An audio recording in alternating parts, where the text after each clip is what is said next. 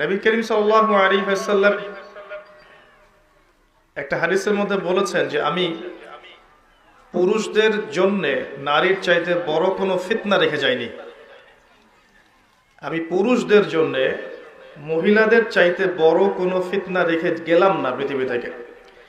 তিনি এটাও বলেছেন একটা হাদিসের মধ্যে যে বনু ইসরাইল যারা ছিল তাদের সমাজের মধ্যে প্রথম ফিতনা নারীদের মাধ্যমেই সৃষ্টি করেছিল। তো আমরা একটু নারীদের ইতিহাসটা দেখি এবং কোরআন থেকে আপনাকে কিছু দিক নির্দেশনা দেওয়ার চেষ্টা করছি ইনশাআল্লাহ।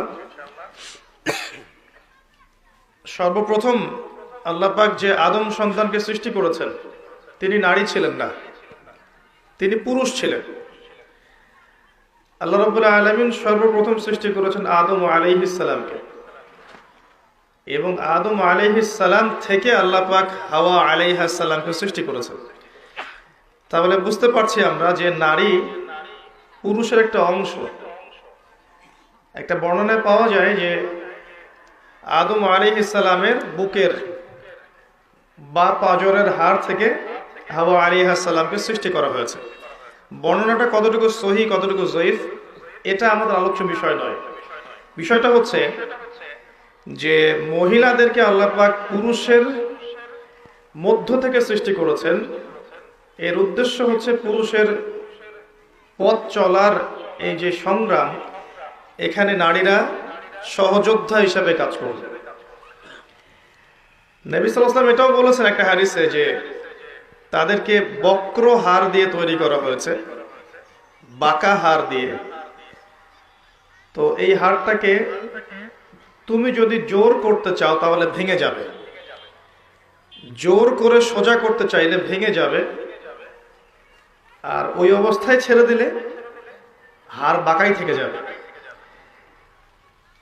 উত্তম নসিহতের মধ্য দিয়ে, সবরের মধ্য দিয়ে নারীদের সাথে আচরণ করতে বলা হয়েছে, কিন্তু কাজটা অনেক কঠিন।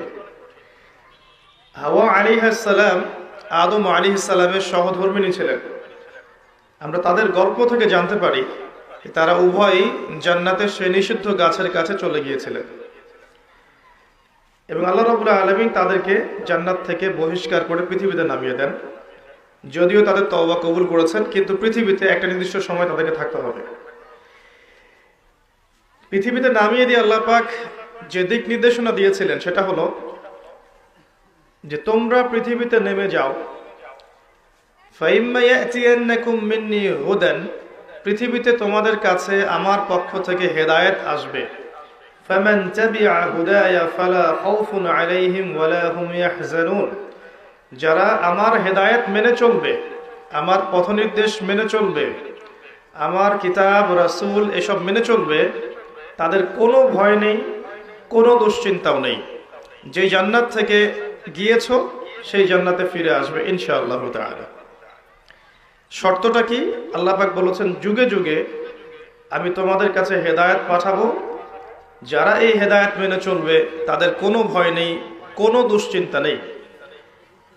এর পরিপ্রেক্ষিতে আল্লাহ পাক প্রত্যেক যুগে যুগে আল্লাহর পক্ষ থেকে হেদায়েত পাঠিয়েছেন, আসমানি কিতাব পাঠিয়েছেন, নবী রাসূল পাঠিয়েছেন, এবং আমাদেরকে পরীক্ষা করার জন্য আল্লাহ পাক একটা সময় দিয়েছেন 50, 60, 70, 80 বা 100 বছর। এই সময়টুকুর মধ্যে আমরা নারী পুরুষ উভয়েই যদি আল্লাহর হেদায়েত মেনে চলি, আল্লাহর আসমানি কিতাব মেনে চলি, তার নবীর আদর্শ মেনে চলি, ইনশাআল্লাহ তাআলা যেই জান্নাত থেকে এসেছি সেখানে ফিরে যাব ইনশাআল্লাহ। এটা শুধু পুরুষদের জন্য পথনির্দেশ নয়, মহিলাদের জন্যও। তার মানে মহিলাদেরকেও কোরআন এবং সুন্নাহ মেনে চলতে হবে, কারণ কিয়ামত পর্যন্ত কোরআন এবং সুন্নাহর বাইরে শরীয়তের অন্য কোনো উৎস নেই। সত্য মিথ্যা, হক বাতিল, ন্যায় অন্যায়ের অন্য কোনো মানদণ্ড নেই। কিভাবে মানবেন কোরআন এবং সুন্নাহ? এক বাক্যে উত্তর হচ্ছে আল কোরআনের 6টা হক আছে, আপনাকে আদায় করতে হবে। বক্তব্যের সব অংশ ভুলে গেলেও এই অংশটুকু মনে রাখার চেষ্টা করবেন। আল কোরআনের 6টা অধিকার আছে যেটা আপনাকে আদায় করতে হবে, আপনি পুরুষ হন বা নারী হন। কিভাবে আদায় করবেন এই চিন্তা ফিকির আপনাকেই করতে হবে। প্রথম হক হচ্ছে আপনাকে কোরআন তেলাওয়াত করা শিখতে হবে। আল কোরআন বিশুদ্ধ করে তেলাওয়াত করা অবশ্যই নিজের উপর ওয়াজিব করে নিতে হবে এবং নিয়মিত কমপক্ষে এক পারা করে পড়ার চেষ্টা করবেন।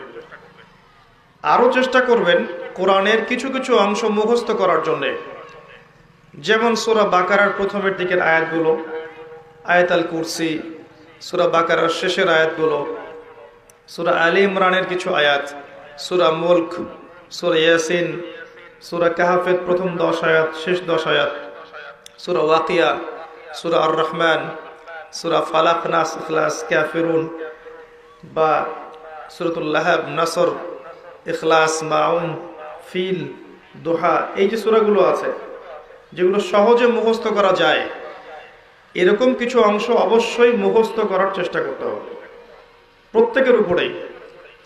কারণ যে হৃদয়ে বা কলিজার ভিতরে কোরআন থাকে না, এটা একটা শূন্য ঘরের মতো, যে ঘরের মধ্যে কোনো ফার্নিচার নাই, কোনো পিলার নাই, কিছুই নাই, পূজার ঘর।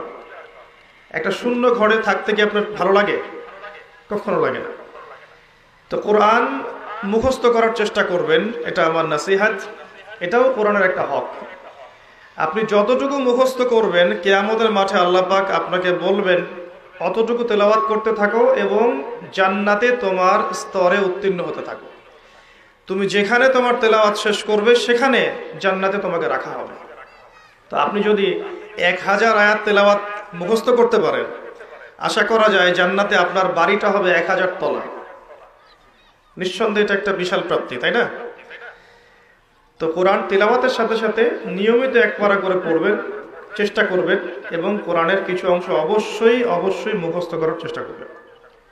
এর জন্য যদি সারাটা জীবন বিলিয়ে দেয়া লাগে, একটু মাদ্রাসায় যেতে হয়, টিচার বাসায় নিয়ে আসতে হয়, বা ব্যাচ আকারে পড়তে হয়, বা মহিলা শিক্ষিকার কাছে যেতে হয়, আপনারা যাবেন। কারণ দুনিয়া থেকে সবাইকে চলে যেতে হবে, আর যখন আমরা চলে যাব দুনিয়ার এই ভোগ বিলাস, চাকচিক্য, বাড়ি গাড়ি, টাকা কড়ি, স্বামী সন্তান কেউ আমাদের সাথে যাবে না। শুধু আল্লাহ আপনার সাথে ছিলেন, আছেন, থাকবেন। তার নবীর আদর্শ ছিল, আছে, থাকবে। তার কিতাব ছিল, আছে, থাকবে। আমল সালেহ থাকবে ইনশাআল্লাহ তাআলা। বিচক্ষণ সেই ব্যক্তি যে ব্যক্তি দুনিয়ার ফিতনায় না পড়ে পরকালের জন্য প্রস্তুতি গ্রহণ করেছে। যে ব্যক্তি চিন্তা করেছে যে আমাকে পরকালে যেতে হবে, আল্লাহর সামনে দাঁড়াতে হবে, আমার প্রতিদিন রাতের হিসেব আল্লাহর কাছে দিতে হবে, সেই ব্যক্তি প্রত্যেকটা কাজ পরকালের হিসেব করে করবে। দুনিয়ার সব কাজও সে পরকালের জন্যই করবে। আল্লাহ পাক মা বোনদেরকে পরকালমুখী চেতনা লালন করার তৌফিক দান করুন, আমিন। এরপরে কি করবেন? কোরআনের অর্থটা বোঝার চেষ্টা করবেন। আল কোরআনের অর্থটা বোঝার চেষ্টা করবেন। শুধুমাত্র তোতা পাখির মতো পড়বেন না, অর্থগুলো পড়বেন। তাফসির ইবনে কাসির, তাফসির মারিফুল কোরআন, জালালাইন বা অন্যান্য তাফসির যেগুলো আছে, এগুলো বাসায় কিনবেন। প্রত্যেক দিন 10টা-20টা করে আয়াত অর্থসহ পড়বেন। পারবেন না মা বোনরা? ইনশাআল্লাহ, ইনশাআল্লাহ তাআলা আল্লাহ পাক তৌফিক দান করুন। এরপর কি করবেন? আল কোরআনের হকের মধ্যে আছে আদেশ মেনে চলবেন। কোরআনে যে আদেশগুলো আল্লাহ পাক করেছেন এগুলো মানার চেষ্টা করবেন।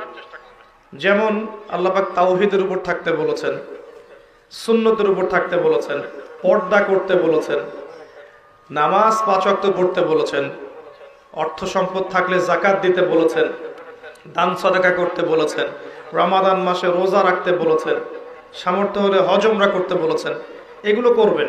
যেগুলো কোরআনের আদেশ সেগুলো পালন করবেন।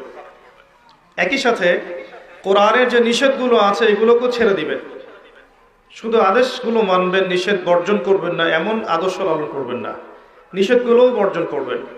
যেমন শিরক করবেন না, বেদাতি কোনো আমলে লিপ্ত হবেন না, সুন্নতের খেলাফ কিছু করবেন না, হারাম খাবেন না, বেপরদায় চলবেন না, মিথ্যা বলবেন না, প্রতারণা করবেন না, গীবত করবেন না, চগলখড়ি করবেন না, ব্যভিচার করবেন না, ইত্যাদি যে কথাগুলো আছে কোরআনে নিষেধ, এগুলো অবশ্যই বর্জন করতে হবে।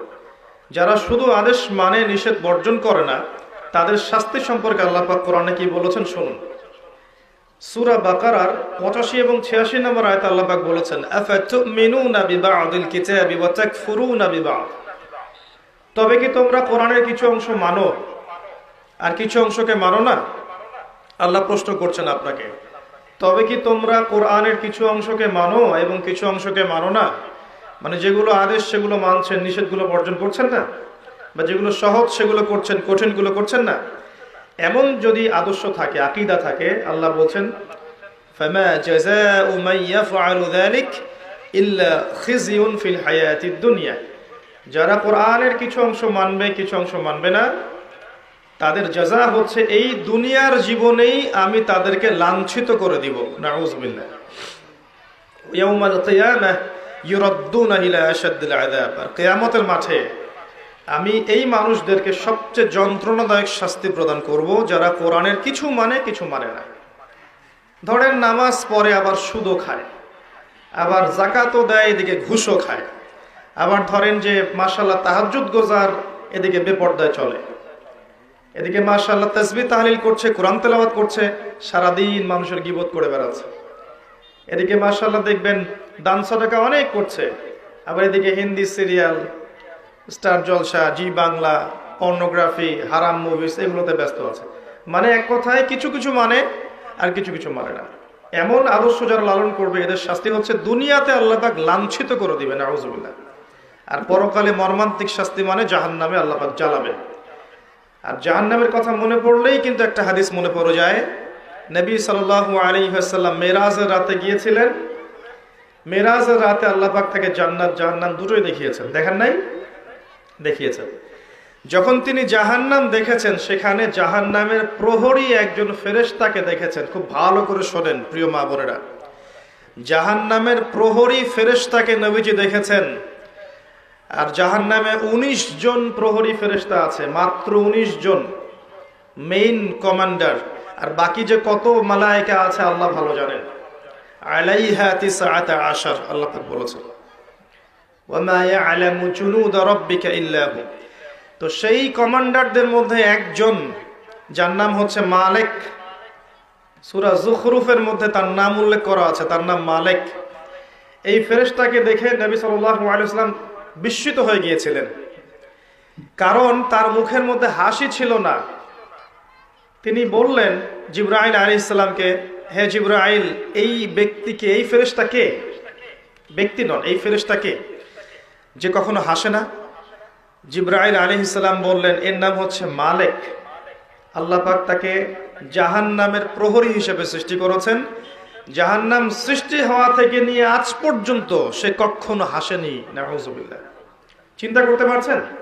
কোনোদিনও হাসে নাই, কারণ জাহান্নামের আযাব দেখতে দেখতে দেখতে দেখতে তার মুখের হাসি উঠে গেছে।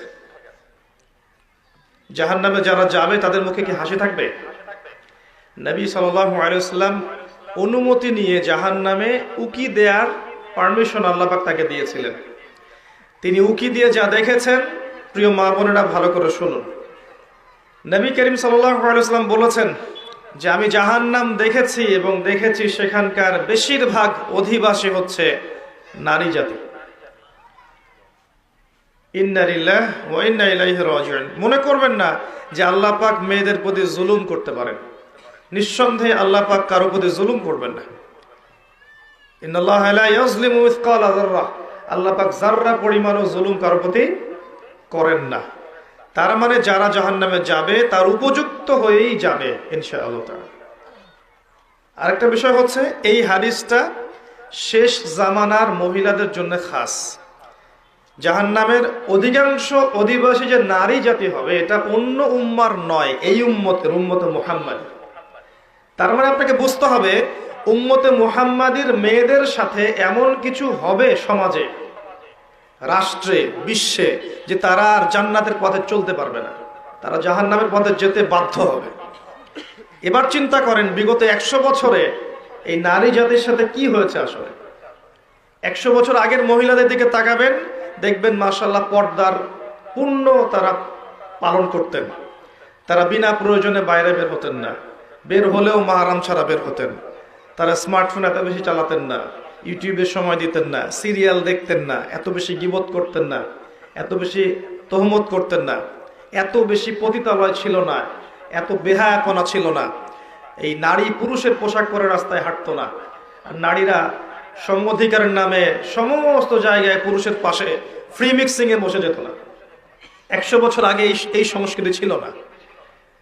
100-200 বছর থেকে দেখবেন নারী পুরুষ আর পুরুষ নারীর কোনো পার্থক্য নাই।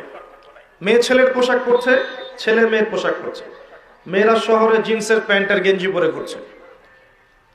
পার্লারগুলোতে মেয়েদের দৌরত্ব দেখবেন, রাস্তাঘাটে মেয়ের দৌরত্ব, বাজারে মেয়েদের দৌরত্ব, যেখানে তাকাবেন সেখানে নারী, পর্দার কোনো বালাই নাই।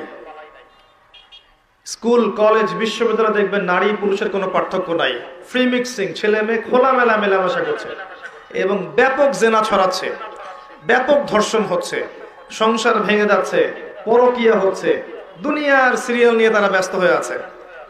এবং এর পাশাপাশি কতটুকু আল্লাহকে সময় দিচ্ছে আপনারাই ভালো জানেন। এর পাশাপাশি উল্টা দিকে নাই কোরআনের আলো, নাই মাদ্রাসায় পড়াশোনা, না আছে তাদের তালিম, না আছে তাদের পিছনে মেহনত, না আছে এই মেয়েদেরকে আপনার দিনের পথে নিয়ে আসার কোনো প্রচেষ্টা, না আছে 5 ওয়াক্ত সালাত, না পরিবারের পর্দা, না ইসলামী অনুশাসন, না সংস্কৃতি, এগুলো উঠে গেছে। এর ফলশ্রুতিতে বিগত 100 বছর আপনি দেখবেন নারীরা জাহান্নামে যাওয়ার উপযুক্ত হয়েছে বলেই আল্লাহ রাসূল সাল্লাল্লাহু আলাইহি ওয়াসাল্লাম দেখে এসেছেন যে কিয়ামতের মাঠে এবং জাহান্নামের এই গহ্বরের মধ্যে নারীদের সংখ্যা হবে বেশি। তাছাড়াও আরো কারণ আছে, পুরুষদের তুলনায় মেয়েদের সংখ্যা বেশি, এটাও একটা কারণ যে মেয়েরা জাহান্নামে বেশি যাবে।